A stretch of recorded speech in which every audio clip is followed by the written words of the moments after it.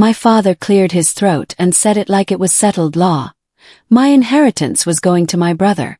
The words landed in the middle of Sunday dinner, right between the roast chicken and mashed potatoes. Everyone at the table froze. My brother Trevor, my stepmother Diane, even the clock on the wall seemed to stop ticking. My father looked directly at me and added, "You'll understand." My chest caved in. My ears started ringing. I felt the room tilt sideways as 6 eyes waited for me to react the way they expected. Quiet, reasonable, invisible. The good daughter who never caused problems. I opened my mouth, then closed it. My hands gripped my napkin under the table so hard my knuckles turned white. Trevor stared at his plate, fork frozen halfway to his mouth. Diane reached for her water glass with a shaking hand. My father nodded once, satisfied, already moving on to ask about dessert. He thought the moment was over. He thought I'd absorbed it like I always absorbed everything. His decisions, his disappointments, his casual cruelty disguised as practicality. But something had shifted inside my chest. Something quiet and cold and perfectly clear. I didn't argue. I just smiled. I smiled so hard my jaw ached. My fingers dug into my thigh under the table to keep them from shaking. Trevor still wouldn't meet my eyes, suddenly fascinated by the pattern on his dinner plate. My father started talking again, his voice filling the uncomfortable silence with casual observations about the weather, about his golf game, about anything except what he'd just announced. Diane made small approving noises, playing her role as the supportive wife. I picked up my fork and took another bite of chicken that tasted like cardboard. I chewed mechanically, swallowed, and took a sip of water. Normal. Exactly what they expected from Allison, the dependable daughter who never made waves. "More potatoes?" Diane asked, her voice too bright, too eager to pretend everything was fine. "No, thank you," I replied evenly. "Everything's delicious."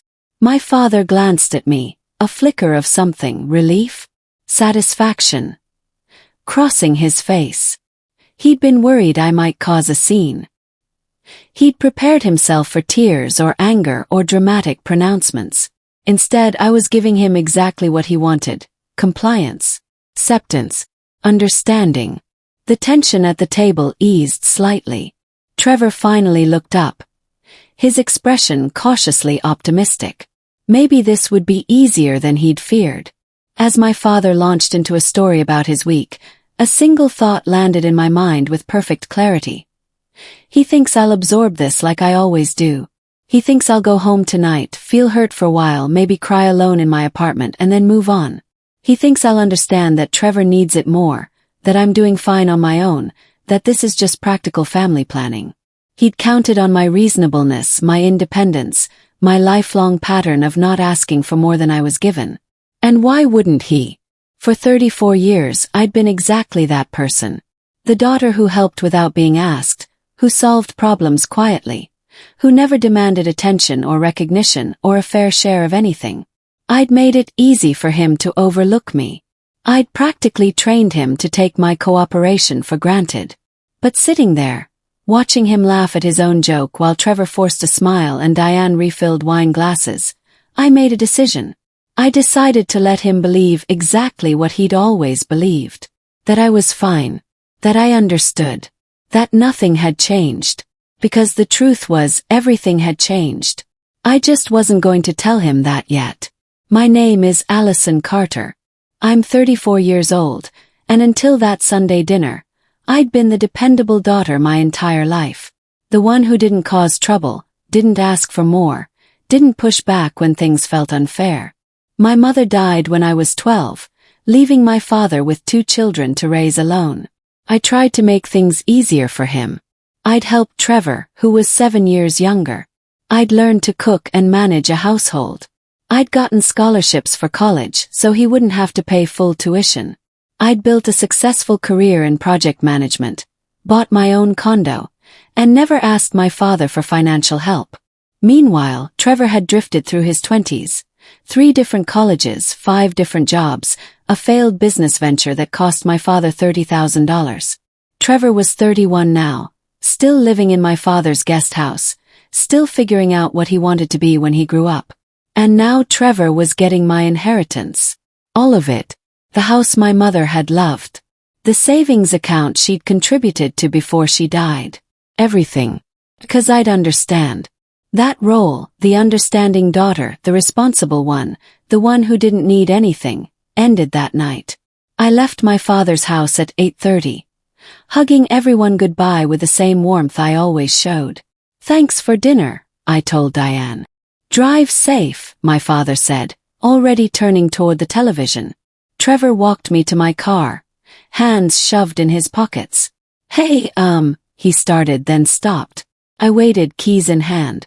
"Thanks for not making that weird," he finally said. "Dad was really worried you'd be upset." I looked at my brother, really looked at him. He was genuinely relieved. He actually thought I was fine with this. "It's okay," I said and watched his shoulders relax. I drove home gripping the steering wheel so tightly my hands ached. I didn't cry. I didn't scream. I replayed my father's words instead, examining them from every angle. "You'll understand." Not "I'm sorry." Not "this was a difficult decision." Not "I hope you can forgive me." Just certainty. Absolute confidence that I would understand, that I would accept, that I would continue being exactly who I'd always been. As I pulled into my parking garage, another realization crystallized. He'd been certain for a long time. This wasn't a sudden decision made over Sunday dinner. He'd been planning this. And he'd never once considered telling me beforehand. That night I couldn't sleep. I lay in bed staring at the ceiling, memories flooding back. I remembered years of helping my father organize paperwork, handle finances, and review documents. "Just look this over," he'd say, handing me insurance policies or investment statements. "You're better at details than Trevor." I'd felt proud of that. Trusted. Valued for my competence. I remembered sitting at his kitchen table every tax season, sorting receipts and filling out forms because he found it tedious and Trevor found it impossible. I remembered helping him choose contractors when the house needed repairs, negotiating with mechanics when his car broke down, researching retirement plans and healthcare options. I'd done all of it willingly, even eagerly. It made me feel needed, important, connected to my father in a way Trevor never seemed to be. But now, lying alone in the dark, I saw it differently. I'd been useful. Not cherished, useful. My father had appreciated my abilities the same way he appreciated a good accountant or a reliable handyman. And when it came time to decide who deserved his legacy, competence hadn't mattered. Need had mattered. And Trevor, who'd never managed anything successfully in his life, needed it more. Details mattered, I thought bitterly. But apparently not the way I'd believed. The next morning I made coffee and sat at my kitchen table, thinking about promises. Not formal promises. My father had never put anything in writing. But there had been casual assurances over the years. "Don't worry, everything will be fair someday," he'd said once, when I declined his offer to help with my condo down payment because I knew money was tight. "You and Trevor will both be taken care of," he'd told me another time, when I'd helped him organize his estate documents. I'd never asked him to clarify what fair meant or what taken care of looked like. I'd trusted that when the time came, he'd remember everything I'd done. That he'd value the years of quiet support, the endless small acts of care, the way I'd stepped up after Mom died and never stopped stepping up. But he'd counted on something else entirely. My unwillingness to push back. My habit of accepting whatever I was given without complaint. My deep-seated need to be the good daughter who never caused problems. He'd counted on me not demanding anything be documented, not insisting on clarity, not protecting my own interests. And I'd given him exactly what he'd counted on. Till now. I pulled out my laptop and started making a list. Not of grievances. I wasn't interested in revenge. A list of everything I currently did for my father. Everything he relied on me to handle. Instead of calling my father to confront him, I did nothing. No angry message. No tearful phone calls. No request for a follow-up conversation to discuss what he'd announced. I let the silence stretch. Days passed. My father didn't call. Neither did Trevor. Diane sent one text. "Hope you got home safely Sunday. See you soon." I replied with a thumbs-up emoji and nothing else. It was strangely liberating, this silence. No pretending I was fine when I wasn't. No performing understanding I didn't feel. No managing anyone else's comfort with a situation that hurt me. I went to work, attended meetings, managed projects, and came home to my quiet condo. Normal life except for one difference. I'd stopped doing all the invisible labor I'd been doing for my father. He didn't notice at first. Why would he? The next tax appointment wasn't for months. The insurance policies didn't need reviewing until renewal.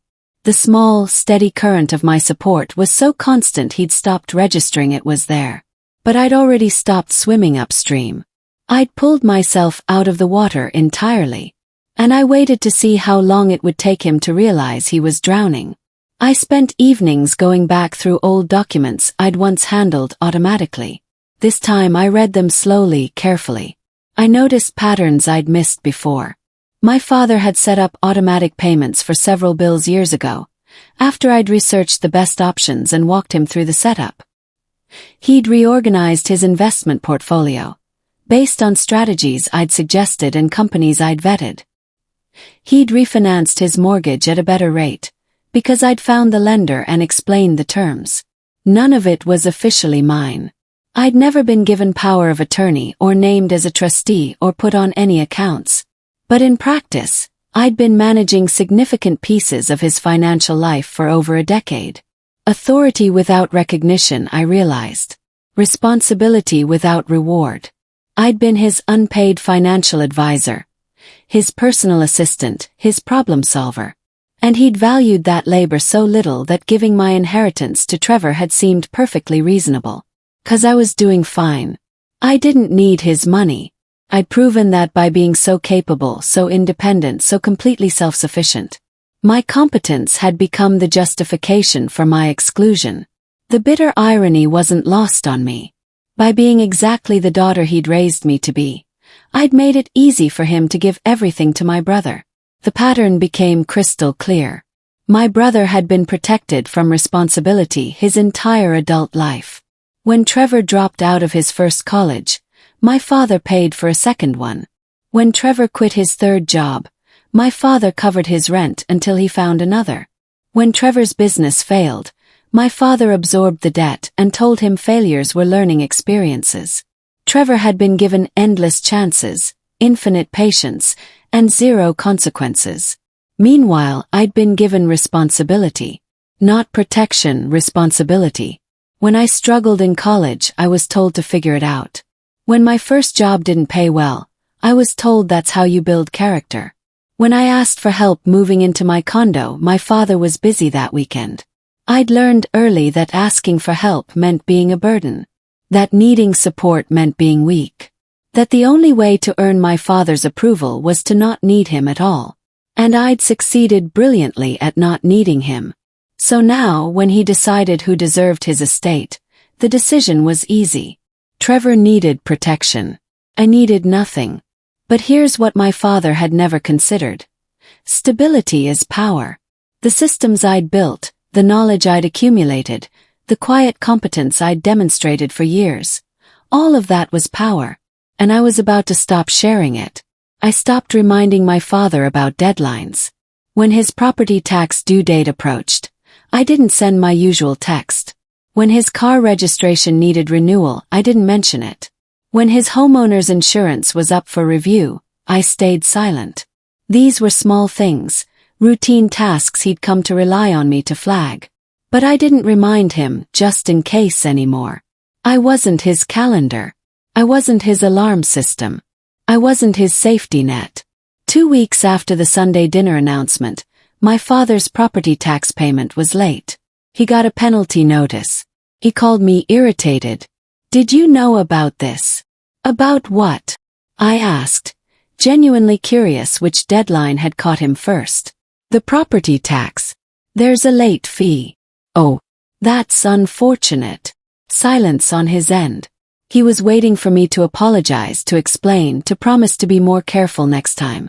You usually remind me about these things, he finally said. Do I? Kept my voice neutral, curious. Well, yes. You always. He trailed off, apparently realizing he'd never actually asked me to do this. It had just happened year after year, and he'd stopped questioning it. I guess I forgot this time, I said simply. Can you help me appeal the late fee? You're good at writing those letters. I'm actually pretty busy with work right now, Dad. But I'm sure you can handle it. Another silence. Longer this time. Right, he said finally. Sure. I'll figure it out. He hung up without saying goodbye. Trevor started talking about plans. Big ones. I heard about them through Diane, who called me with updates I didn't ask for. Your father is helping Trevor start another business, she told me brightly. Something with technology consulting. He's very excited. That's nice, I said, folding laundry while she talked. He's looking at office space downtown. Your father might help with the deposit. Course he would. That's what the inheritance was for, wasn't it? Helping Trevor get on his feet. Never mind that Trevor was 31 and had been getting on his feet for a decade. Trevor was saying he'll probably need some help setting up the business structure, Diane continued. You know, LLC paperwork, tax ID numbers, all that complicated stuff. He thought maybe you could. I'm not available for that, I interrupted gently. I'm sure Trevor can hire a lawyer or an accountant. That's what professionals are for. Oh, Diane sounded surprised. Well, yes, but that costs money and your family, so. Which is exactly why I shouldn't do it for free, I said pleasantly. Trevor's starting a business. He should learn how to invest in proper professional services. It's good practice. I could practically hear Diane processing this, trying to figure out if I was being helpful or difficult. She settled on changing the subject. But Trevor's confidence, I knew, was built entirely on the assumption that support would appear the way it always had. From our father's wallet. From my unpaid labor. This time it didn't. 3 weeks after the announcement, my father called again. His car had failed inspection. Something about the emissions system. The repair would cost $800. Can you call around and see if anyone can do it cheaper? He asked. You always find better deals than I do. I don't think I can help with that, Dad. I have a big project deadline at work. It won't take long. Just a few calls.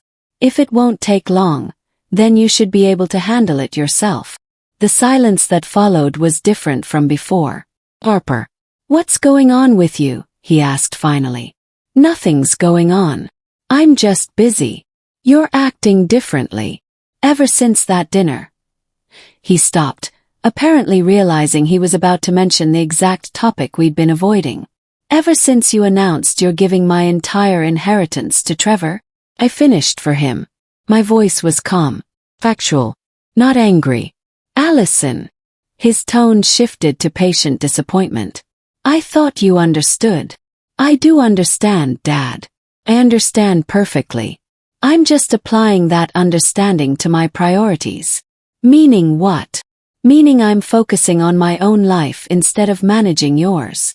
He was quiet for a long moment. Then, that sounds like you're punishing me. No, I'm just being practical. Trevor's getting everything, which means he's the one who should be helping you with this stuff. Call him. I hung up before he could respond. My hands were shaking, but not from fear. From something else. Something that felt like freedom. My father called back 2 hours later. I almost didn't answer. Why didn't you say anything? His voice was tight, controlled. About what? About being upset. About the inheritance. You sat there at dinner and smiled and acted like everything was fine. You told me I'd understand. So I'm trying to understand. By stopping helping me. By making things difficult. I'm not making anything difficult, Dad. I'm just not making things easy anymore. There's a difference. That's the same thing. Is it? You've been telling me my whole life that I need to be independent, that I need to handle my own problems. I'm doing exactly that. I'm handling my own problems instead of yours. That's not what I meant. Then what did you mean when you said I'd understand? He didn't answer immediately. I could hear him breathing, could picture him in his den, trying to figure out how to regain control of a conversation that had slipped away from him. I meant that you're doing well, he said finally. You have a good job, your own place. You don't need my help. Trevor does. So because I learned to manage without you, I don't deserve anything from you? That's not what I said. It's exactly what you said, Dad. You're giving everything to Trevor because he needs it. I'm not allowed to need anything. And that's fine. I accept that. I'm just applying the same logic. You don't need my help, so you're not getting it anymore. Silence stretched between us, vast and uncomfortable. This is childish, he said finally. Maybe. But it's practical. And you taught me to be practical above everything else. After that conversation, something shifted inside me. I felt peace for the first time in weeks. Not pressure. Not obligation. Not the constant weight of managing outcomes that weren't my responsibility. Distance. Clean, clear distance between my father's problems and my own life. I went to work without anxiety. I came home without guilt. I made plans with friends without worrying about weekend calls asking for my help with some project or errand. For the first time in my adult life, I wasn't managing anyone's expectations except my own. It was strangely unfamiliar, this lightness. I'd spent so long being the dependable one that I'd forgotten what it felt like to just be myself. Not the helpful daughter. Not the capable problem solver. Just Allison, living her own life, making her own choices, protecting her own peace. My father started to notice. He called less frequently. When he did call, his tone was careful, like he was testing the waters. How's work? He'd ask. Good, I'd reply. Anything new? Not really. You? Oh, just dealing with this property tax mess. Got another notice about penalties. He paused, clearly waiting for me to offer to help. I said nothing. Well, he continued eventually, I guess I'll have to figure it out. I guess so, I agreed pleasantly. These conversations lasted maybe 3 minutes. They felt like strangers making small talk. Maybe that's what we were becoming. Trevor called next. It was a Saturday morning, and I was drinking coffee on my balcony, enjoying the quiet. Hey Allison. Got a minute? His voice was tight with frustration. Sure. What's up? I'm trying to set up this business banking account, and they want all these documents I don't have. Dad said you'd know what they need. I might. What did they ask for? He listed several items. Articles of organization, EIN documentation, operating agreement. Standard LLC requirements. Okay, I said when he finished. Those are all pretty straightforward. You can get the EIN from the IRS website, and the articles should be in whatever paperwork you filed when you formed the LLC. I didn't file anything yet. I thought you could help with that part. I'm not available to help with that, Trevor. Why not? You know how to do this stuff. I do. And so do business attorneys and accountants. You should hire one. That costs money. Yes, it does. Starting a business requires investment. But you're my sister. You could just work for free while you build a business with my inheritance. The words came out sharper than I'd intended, but I didn't take them back.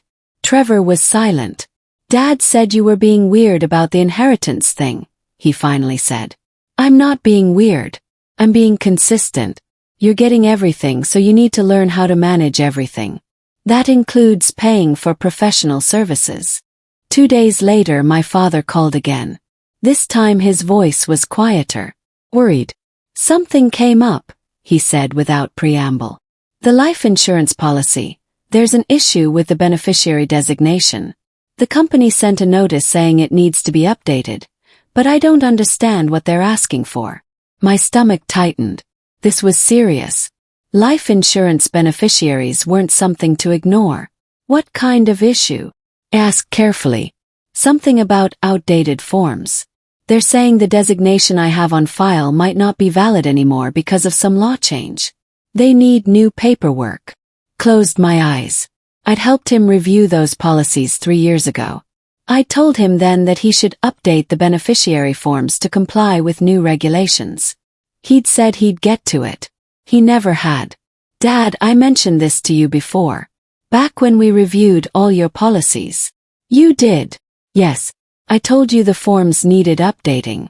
I even printed out the new documents. I don't remember that. Of course he didn't. Because I'd handled so many details for so long that they all blurred together in his mind.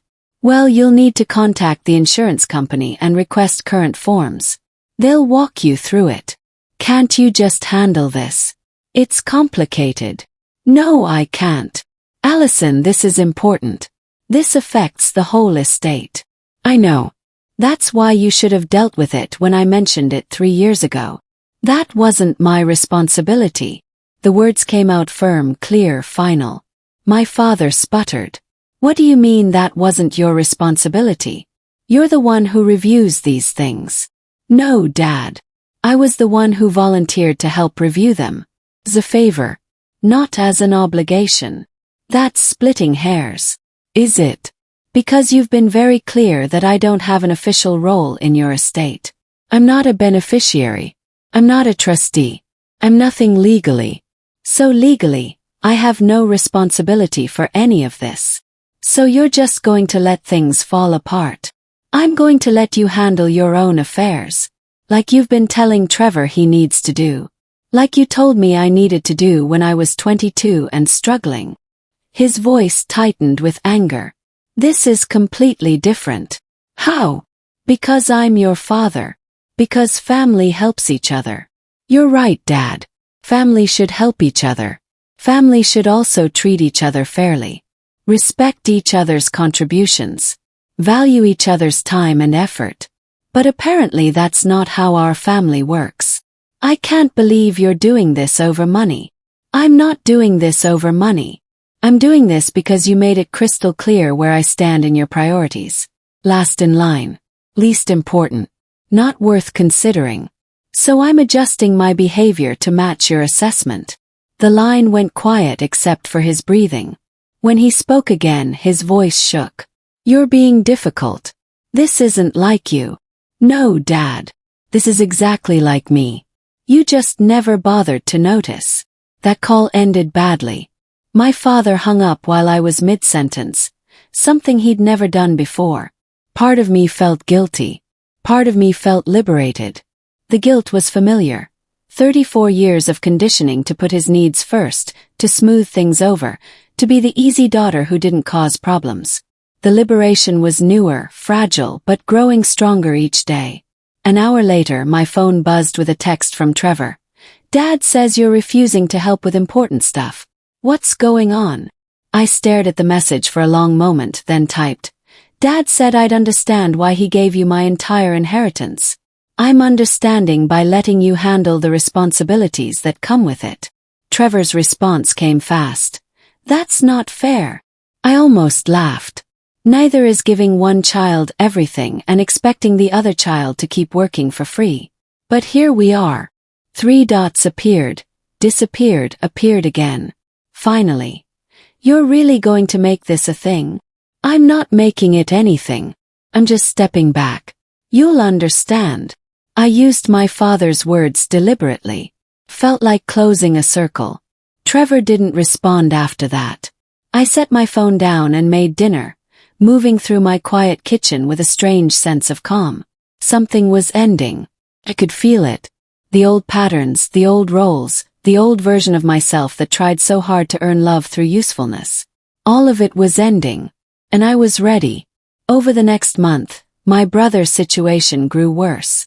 I heard about it in pieces, through Diane's worried phone calls, through mutual friends who thought they were helping by keeping me informed. The business venture had stalled. Trevor didn't understand the regulatory requirements. He'd missed filing deadlines and gotten penalties. He'd paid too much for office space because he didn't know how to negotiate a lease. The problems cascaded, each one leading to 3 more. And my father, for the first time in years, was being forced to step in himself. He had to research LLCs and tax regulations. He had to read contracts and understand insurance policies. He had to make phone calls and navigate bureaucracy and handle all the details he'd outsourced to me for over a decade. From what I heard, he was overwhelmed. "Your father is really stressed," Diane told me on one of her check-in calls. He didn't realize how complicated all this stuff was. I said neutrally. "I think Trevor might not be ready for this business thing. It's a lot of responsibility. Starting a business is complicated. That's why people usually wait until they're ready. Trevor thought it would be easier. Your father did too." I said nothing. Diane sighed. "I'm not trying to make you feel bad. I just want you to know that things are hard right now. I understand. That must be difficult for everyone. Is there any way you could?" She trailed off. "Could what?" "Just maybe give your dad some advice. Not do the work, just guide him a little." "No," I said gently. "That's not my role anymore." 6 weeks after the Sunday dinner announcement, my father called with a different tone entirely. Not irritated, not demanding, careful, almost humble. "Allison, can we talk? We're talking now. I mean in person. Can you come over? I'd like to talk things through." I considered saying no. Considered letting him stew in the consequences a while longer. But curiosity won. "When?" "This weekend. Saturday afternoon." "Okay. I'll come by at 2. Saturday arrived cold and gray. I drove to my father's house feeling strangely detached, like I was watching myself from a distance. My father answered the door himself. Diane and Trevor were conspicuously absent. "Thanks for coming," he said, stepping aside to let me in. We settled in his den, the same room where he'd explained his estate plans to me countless times over the years. Where he'd handed me documents to review, problems to solve, tasks to complete. "I owe you an apology," he began, and I felt my eyebrows rise. My father rarely apologized for anything. "I didn't realize how much you handled. How much I relied on you." Waited. He continued. "The past few weeks have been difficult. Things I thought were simple turned out to be complicated. Things I thought took care of themselves." He paused. "Didn't. Took care of themselves, or I took care of them?" I asked quietly. He winced. "You took care of them. You took care of a lot of things. And I never acknowledged that properly. I should have recognized your contributions," my father continued, hands clasped between his knees. "I should have. I don't know. Said thank you more. Made sure you knew how much I appreciated what you did." "But you didn't appreciate it," I said simply. "Not enough to factor it into your decisions about the estate." He looked up sharply. "That's not fair. Isn't it? You gave Trevor everything because he needs help. I need nothing because I've always handled things on my own. But I only handled things on my own because you taught me that needing help was a weakness. And I've been handling your things too, for free for years, because I thought that's what family did. It is what family does. Then why doesn't family go both ways? Why do I give and give while Trevor just receives?" My father opened his mouth, closed it. He genuinely didn't have an answer. "Maybe I made a mistake," he finally said. The words hung between us. Maybe. Mistake. After 34 years of being the reliable daughter, of proving my worth through endless unpaid labor, of building systems and solving problems and making his life easier in 1,000 invisible ways, maybe giving it all to Trevor was a mistake. What do you want me to say to that, Dad? I don't know. That you forgive me. That we can move past this. I leaned back in my chair, studying him. He looked older suddenly, more fragile. "I don't need you to change the inheritance," I said. "Keep the decision you made." His face showed surprise, maybe relief. "But I'm not going back to how things were before. I'm not your free assistant anymore. I'm not Trevor's either. Giving away my inheritance didn't hurt because of the money. I continued, my voice steady despite the emotion building in my chest. I make good money. I own property. I'm financially stable. The money itself wasn't the point. Then what was the point? My father asked, and I heard genuine confusion in his voice. That confusion, that complete lack of understanding, was somehow more painful than the original announcement. It hurts because it confirms how you see me, I said quietly. Useful but not chosen. Capable but not valued. Good enough to solve your problems, but not important enough to be included in your legacy. My father flinched. That's not how I see you. Isn't it? You said Trevor needs the inheritance more than I do. That's true. He's never managed to support himself. But you never questioned why he hasn't learned those skills. You've protected him from every consequence, cushioned every failure, and taught him that someone will always bail him out. Paused, gathering my thoughts. Meanwhile, you taught me the opposite. That asking for help is weakness. That independence is the only way to earn respect. That my worth is measured by how little I need from you. I was teaching you to be strong. You were teaching me to be alone. There's a difference, Dad. And 34 years later, I finally understand the lesson. His eyes were wet now. What lesson? That I was never meant to inherit anything from you. I was meant to inherit myself. We talked for another hour, though talked might be too generous. I spoke truths I'd been holding for years. He listened, sometimes defending himself, sometimes falling into hurt silence. What do you want from me? He asked finally, sounding exhausted. Nothing, I said, and watched him flinch at the word. I don't want you to change the inheritance. I don't want your money. I don't want apologies that only came because you're struggling without my help. Then what? I want to build my life without expectations. Without waiting for recognition that's never coming. Without measuring my worth by how useful I am to you. I stood, picking up my jacket. I'll still be your daughter. I'll still show up for holidays, still call on your birthday, still visit when I can. But I won't manage your life anymore. Those days are over. My father stood too, looking lost in his own den. I don't know how to do this without you. Then you'll learn. The same way I learned to do everything without you. I walked to the door, then paused, looking back at him one final time. You were right about one thing, Dad. I do understand. Just not the way you expected. I left him standing there, alone with the weight of responsibilities he'd let me carry for so long. As I drove away, I felt something unexpected. Peace. Not victory. I hadn't won anything except my own freedom. Not satisfaction. There was no joy in watching my father struggle. Just peace. Clean, quiet, absolute peace. 6 months passed. My life became quieter and somehow stronger. I threw myself into work, earning a promotion I'd been overlooking while managing my father's needs. I traveled. Real vacations, not just weekend trips squeezed between family obligations.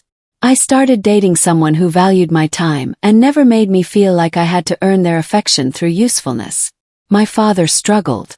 I heard updates through Diane, who'd stopped calling quite so often. The property taxes were always late now. Trevor's business had failed within 3 months, leaving my father to absorb another loss. The house needed repairs my father didn't know how to coordinate. He was drowning in the details I'd once managed effortlessly. Trevor grew up the hard way. Without my invisible support and my father's infinite patience, he finally faced real consequences. Last I heard, he'd gotten a steady job and moved into his own apartment. Small victories, but they were his own. And I finally understood what my father meant when he said I'd understand. He'd meant I would accept being overlooked because I'd done it my whole life. He'd meant I would continue playing the role I'd always played. Helpful, invisible, endlessly accommodating. But I understood something different. I understood that being valued and being used are not the same thing. I understood that love shouldn't require you to prove your worth over and over. I understood that the best inheritance isn't money or property. It's knowing your value doesn't depend on what you can do for others. My father had given Trevor the house, the money, the tangible things. But in doing so, he'd accidentally given me something far more valuable. Permission to stop trying to earn a place I should have had by birth. Permission to walk away from people who took more than they gave. Permission to build a life where my worth wasn't measured by my usefulness. I inherited myself, my time, my energy, my peace, my future. And unlike money that can be spent or property that can be sold, this inheritance was mine alone. Nobody could take it away. Nobody could give it to someone else who needed it more. It was mine completely, permanently. Some days I still felt the old pull, the instinct to help, to fix, to smooth things over. But I'd learned to recognize it for what it was. Conditioning, not obligation. I chose differently now. Chose myself. And that choice, that daily practice of choosing my own peace over others' comfort, was the truest inheritance I could have received.